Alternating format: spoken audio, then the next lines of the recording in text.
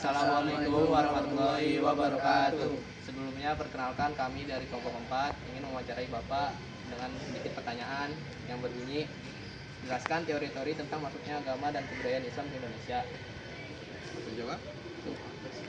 Ya, sejauh yang pernah Bapak pelajari sewaktu sekolah SMA dulu, datangnya agama Islam di Indonesia atau di Nusantara itu sekitar abad 7 sampai dengan 14. Islam datang ke Indonesia itu memang melalui perdagangan, kemudian pertukaran budaya, pernikahan.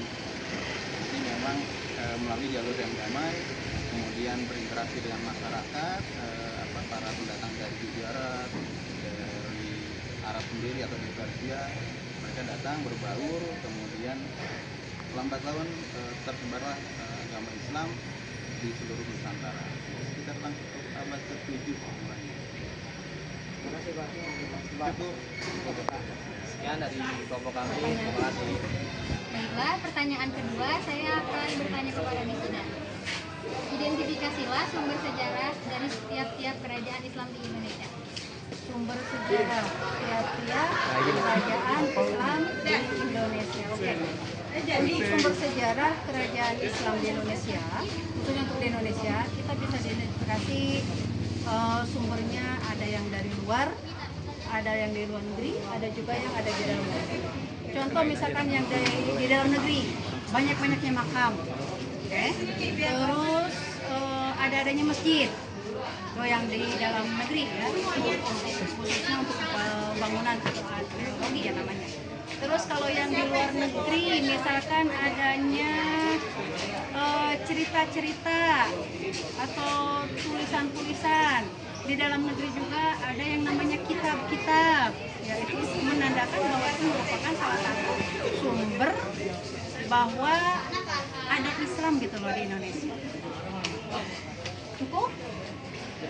Masih lanjut apa cukup? Oke. Sekian dari Misida, terima kasih.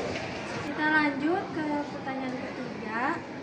Kalau menurut Alicia, kondisi sosial, politik, dan ekonomi dari tiap kerajaan di Indonesia itu kayak gimana, bisa jelasin?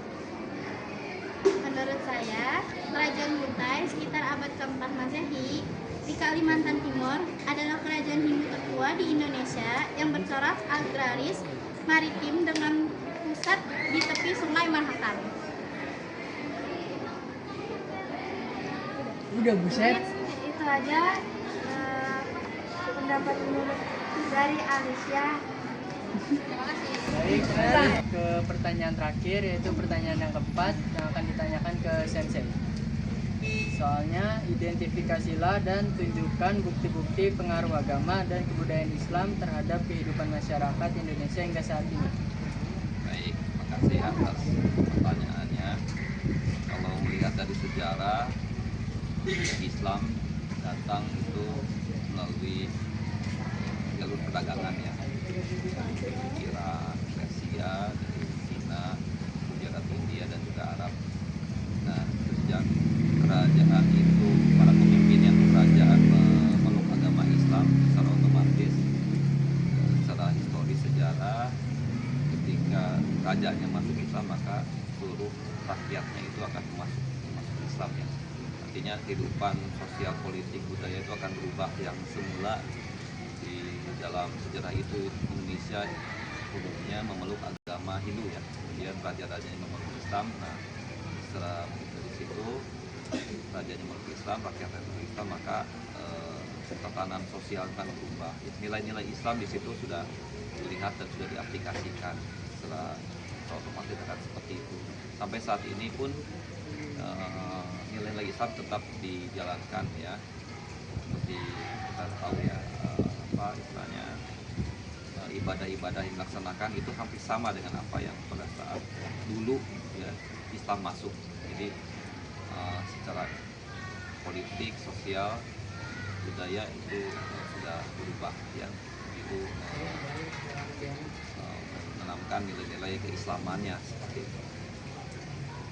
Baik, Sensei, mungkin itu saja wawancara dari kelompok kami. Wassalamualaikum warahmatullahi wabarakatuh. Waalaikumsalam.